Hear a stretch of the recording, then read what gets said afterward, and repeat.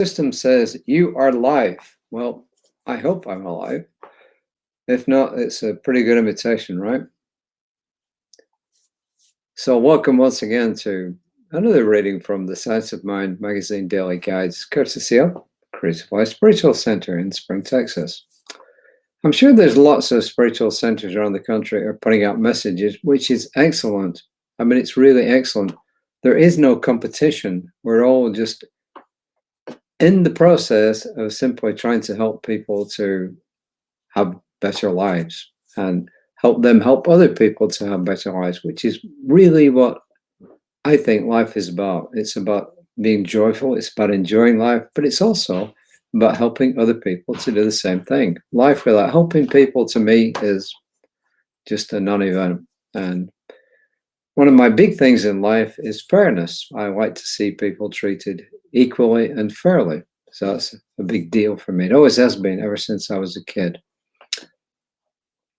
I'm not the world's most talkative person usually. Sometimes I can be, but by and large I'm not.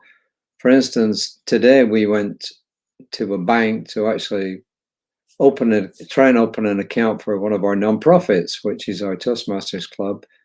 And as we're waiting to be helped, a lady came in, and of course my wife immediately started talking to her. Oh, that's really nice dress you've got on, and it matches your shoes. Well, that sparked about a 10-minute conversation where we found out about lots of things. She had 4 kids and et cetera, et cetera, et cetera. But that's good, see, because it's connection. And once you acknowledge somebody, just look at their face. Next time you're out, see if you can find something good to say about somebody. You know, whether it's their shoes, how they look, their hair, whatever it is, or a nice sweater they're wearing. Well, sweaters might not be around much longer in this part of the world. But anyway, you know what I mean? Just find something that you can compliment somebody on and just look at their face and see the reaction. I can guarantee that 99 people out of 100, maybe 999 out of 1,000 or even more would actually have a big smile on their face when you compliment them. And I just got interrupted by a cat, excuse me.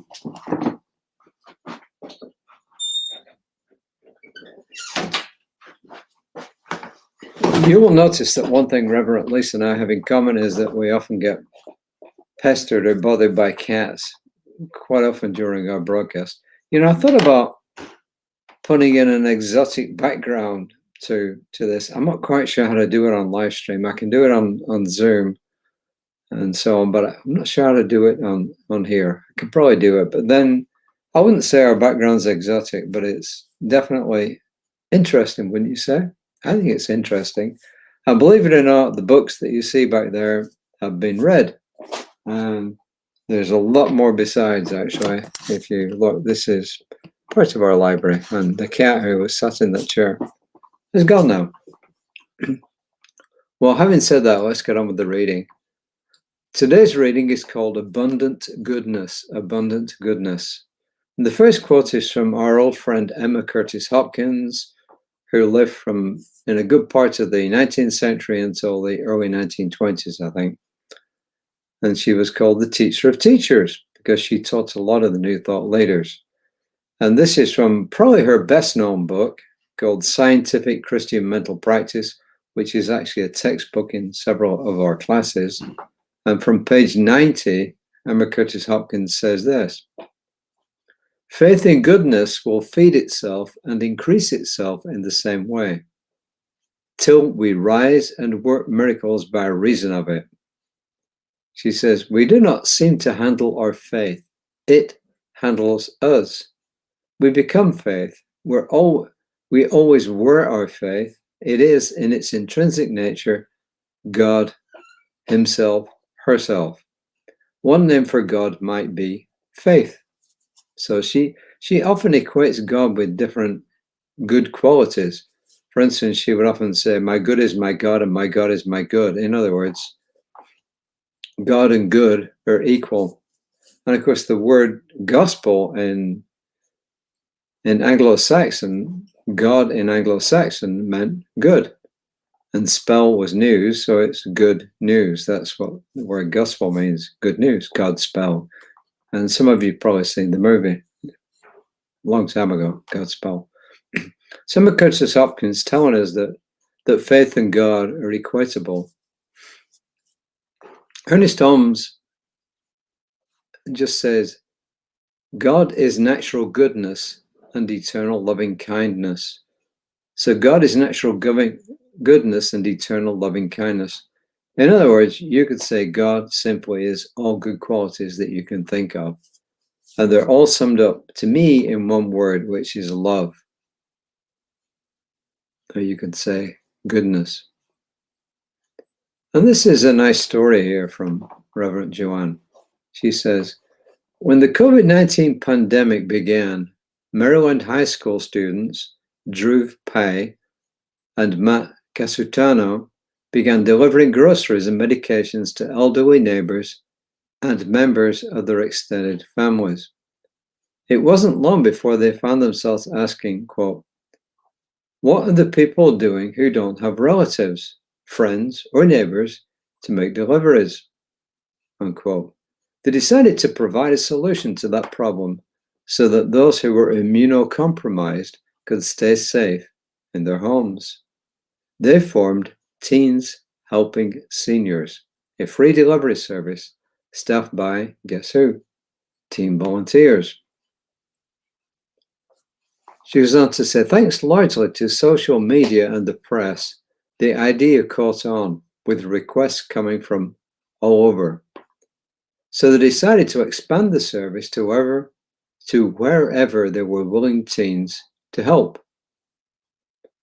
There turned out to be an abundance of them. One was Maya Dinesh of Niskayuna, New York. I'm probably butchering names here. She had pondered how her grandmother, who passed away a couple of years earlier, would have managed during the COVID crackdown. When she read a news story about teens helping seniors, she acted, recruiting a few friends to start a local chapter.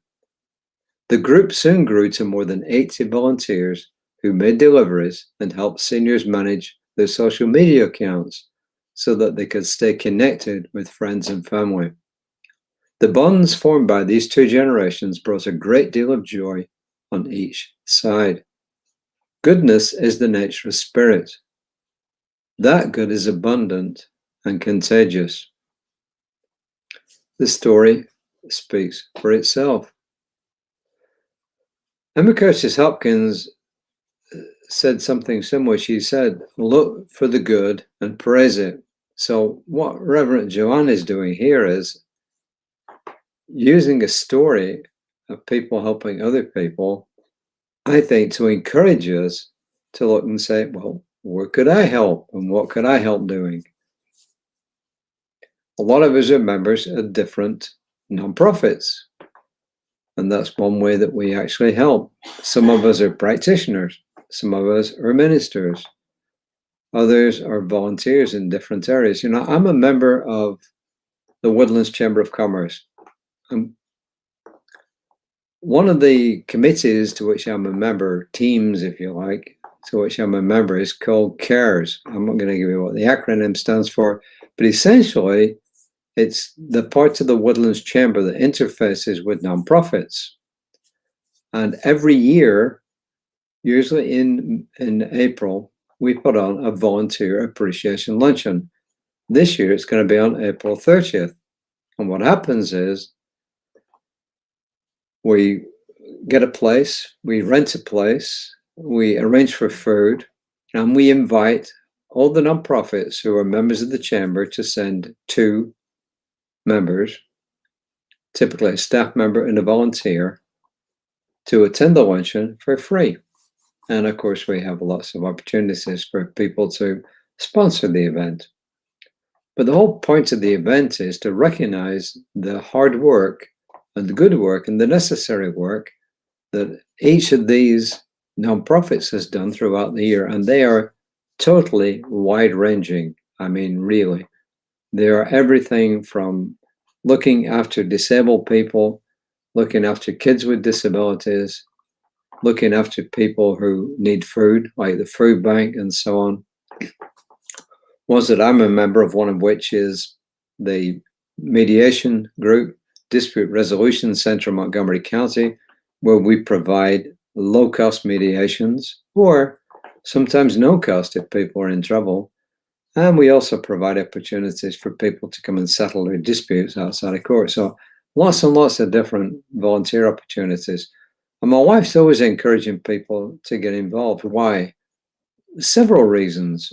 One we spoke about the other day, which is the fact that when you give, and as it's talking about here today, when you give of your service, it not only helps people, but it helps you.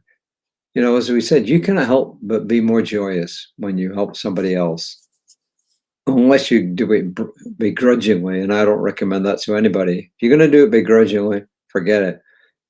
Do it from your heart here. But also, it helps the world be a better place. I mean, when you're feeding people who would otherwise go short of food, that's got to be a good thing, right?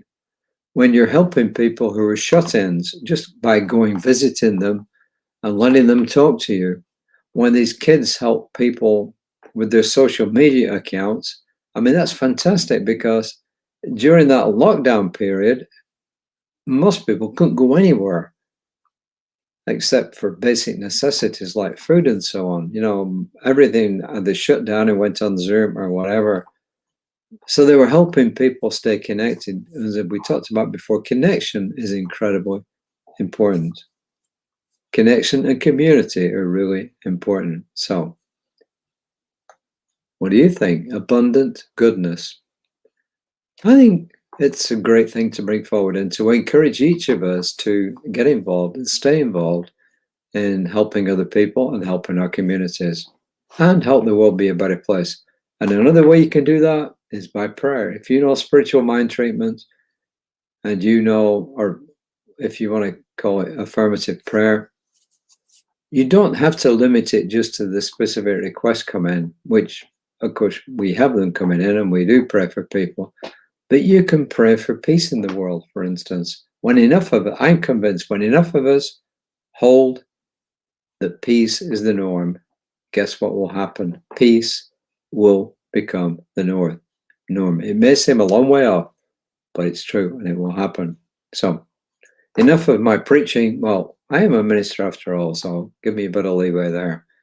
The affirmation: I look for the good all around me and engage in it joyously. I look for the good all around me and I engage in it joyously. So with that, take a deep breath. Just let it go. And have a great rest of the day. Tune in to Reverend Lisa tomorrow morning at 9 o'clock on Creative My Spiritual Center's Facebook page. And remember, look after yourselves. These kids looked after others, but had they not been in a position to be centered themselves and to befit themselves, they couldn't have done it. So please look after yourselves and come back again, and let's have some more helpful words and some wonderful readings from Reverend Joanne. So until next time, namaste.